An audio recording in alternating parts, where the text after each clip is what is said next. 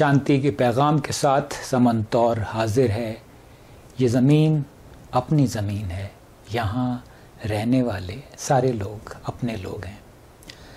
آج ایک اہم موضوع پہ بات کریں گے اور وہ موضوع ہے سماجی معاہدہ، یا جسے انگریزی میں سوشل کانٹریکٹ کہتے ہیں۔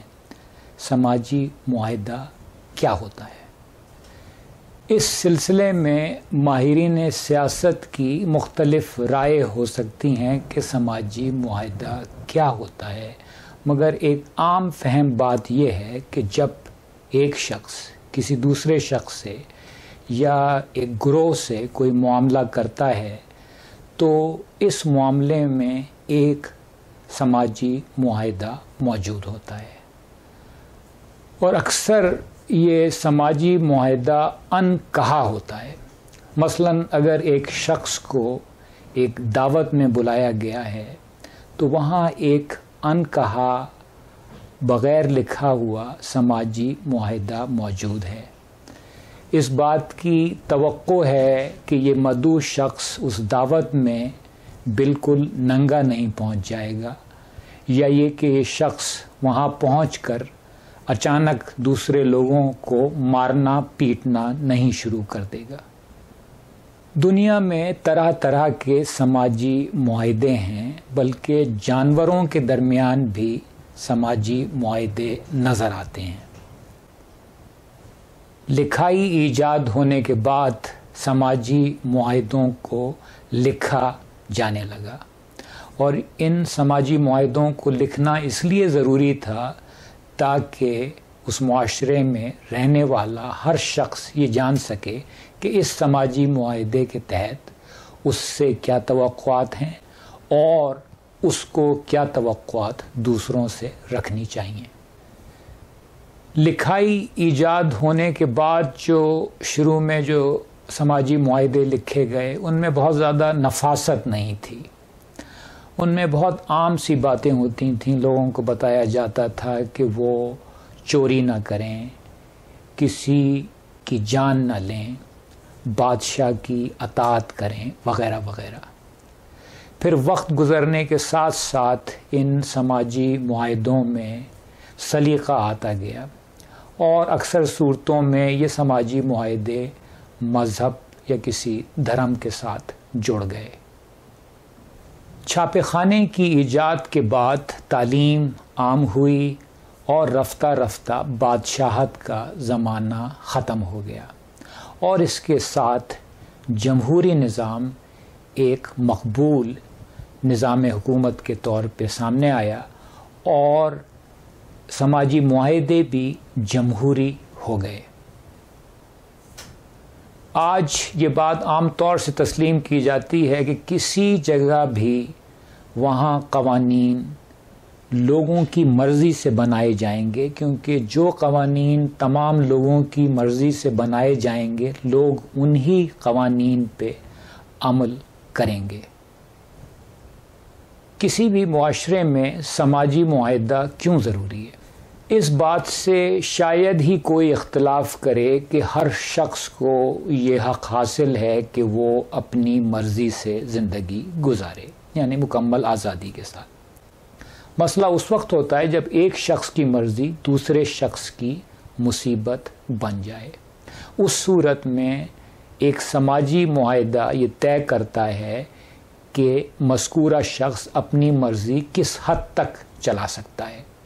ہر سماجی معاہدہ کسی نہ کسی طور پہ لوگوں کی آزادی سلب کرتا ہے، لیکن ہر وہ شخص جو اکیلا نہ رہنا چاہے بلکہ دوسرے لوگوں کے ساتھ رہنا چاہے، اس کے پاس کوئی چارہ نہیں ہے کہ وہ اپنی مکمل آزادی کا ہتھیار ایک سماجی معاہدے کے سامنے ڈال دے۔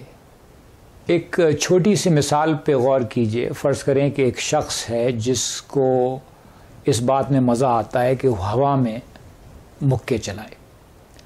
ظاہر سی بات ہے کہ کوئی سماجی معاہدہ اس کو یہ نہیں کہہ سکتا کہ وہ ایسا نہ کرے، مگر اس شخص کو یہ کہا جائے گا کہ یہ جو اپنی آزادی سے ہوا میں مکے چلاتا ہے یہ صرف اس صورت میں کرے جب کہ وہ اکیلا ہو، آس پاس کوئی دوسرے نہ ہو۔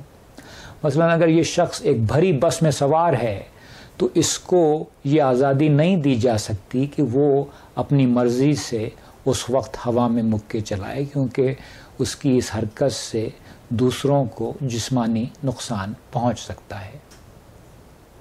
کسی ملک کا منشور وہ سماجی معاہدہ ہوتا ہے جو اس ملک میں رہنے والے تمام لوگوں کی مرضی سے بنا ہوتا ہے۔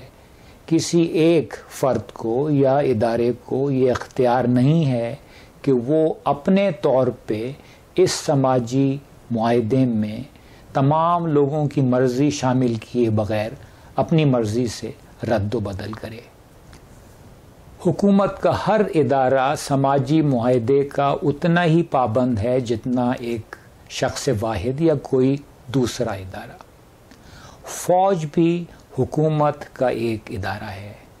حکومت نے اس ادارے سے وابستہ لوگوں کو اختیارات دیے ہیں اور اسلحہ دیا ہے۔ فوج یا اس ادارے میں موجود کسی شخص کو یہ حق حاصل نہیں ہے کہ وہ اپنے اختیارات اور اپنے اس کو دیے جانے والے اسلحے کا غلط استعمال کرے، کیونکہ اگر وہ ایسا کرتا ہے تو وہ ایک سماجی معاہدے کی خلاف ورزی کرتا ہے جس میں کہ وہ بندھا ہوا ہے، اور وہ اس حرکت سے پورے ملک کو کمزور کرتا ہے۔ ملک لوگوں کے لیے بنائے جاتے ہیں کسی خاص سماجی معاہدے کے تحت۔ کوئی بھی ملک ہمیشہ قائم رہنے کے لیے نہیں ہے۔ لوگوں کا ذہن تبدیل ہو سکتا ہے، اور جب لوگوں کا ذہن تبدیل ہو تو اس کے ساتھ بعض اوقات ممالک کا جغرافیہ بھی تبدیل ہونا ہوتا ہے۔ ایک جمہوری ملک سے ہرگز یہ توقع نہیں کی جا سکتی کہ وہ اپنے ملک میں موجود کسی ایک خاص گروہ پہ اکثریت کی مرضی ٹھونسنے کی کوشش کرے۔ اگر ایک بڑے ملک میں کسی جغرافیائی خطے میں موجود لوگوں کو اس ریاست سے اور سماجی معاہدے سے اختلاف ہے تو ان کے پاس یہ حق ہے کہ وہ اپنے علاقے کو اس ریاست سے علیحدہ کر سکیں اور ریاست کو اس علاقے کی اکثریتی رائے کا احترام کرنا۔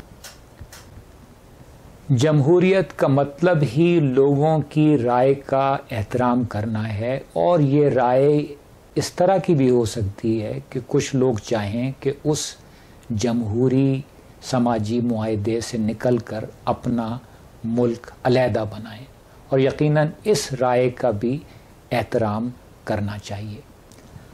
اور آخر میں کوئی بھی شخص جو روز عنقریب آنے والی اپنی موت کے بارے میں سوچتا ہے کسی دوسرے شخص سے نفرت نہیں کر سکتا۔ ایک خوشگوار زندگی گزارنے کے لیے آپ بھی ایسے ہی سوچئے۔